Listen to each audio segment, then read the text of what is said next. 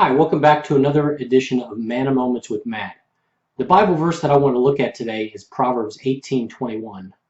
Proverbs 18:21, and it says this: Death and life are in the power of the tongue, and they that love it shall eat the fruit of it. Death and life are in the power of the tongue, and they that love it shall eat the fruit of it. You know, the words that we speak have power. According to the Bible, the words we speak can actually produce death, or they can produce life. And not a lot of people have been taught that. The words we speak have creative power. The vast majority of people out there have never been taught the power of their own words, the power of their tongue. We can bless or we can curse. We can grant grace to people or we can condemn people. And if you think about it, you look at the way people act, the way people talk, and what do they express? They express what is in their heart. Like Yeshua said, out of the abundance of the heart, the mouth speaks. So whatever we have in our heart in abundance is going to eventually come out of our mouth. And if you pay attention to the way people talk, you hear fear, you hear doubt, you hear unbelief, you hear all manner of cursing. You don't hear a lot of words of faith, oftentimes. And that's something that we have to change as believers.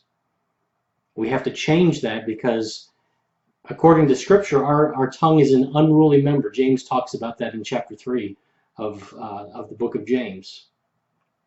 Our tongue is an unruly member, and who can tame it? So we have to pay attention to the words of our mouth. And one way to do that is to just begin to be sensitive to it and to remind ourselves, number one, think before we speak. And number two, ask, do we really need to say that?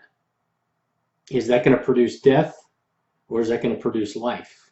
Is that going to be words of faith or are those going to be words of unbelief and fear and doubt? You know, we have control over that as believers. James talks about it's an unruly member, who can tame it? Well, by the Spirit, we can tame it. I can do all things through Messiah who strengthens me.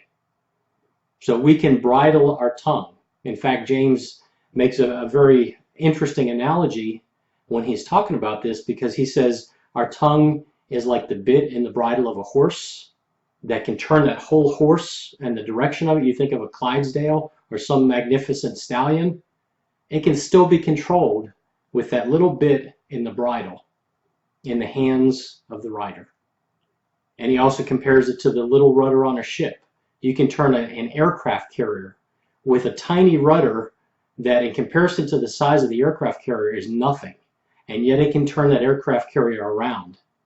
And James says that's what our tongue is like. He says it's like a tiny flame that can kindle a great fire. How much flame does it really take to start a forest fire? One match. One carelessly discarded match can start a forest fire. And James says that's the way our tongue is. Jacob, James, that's the way our tongue is.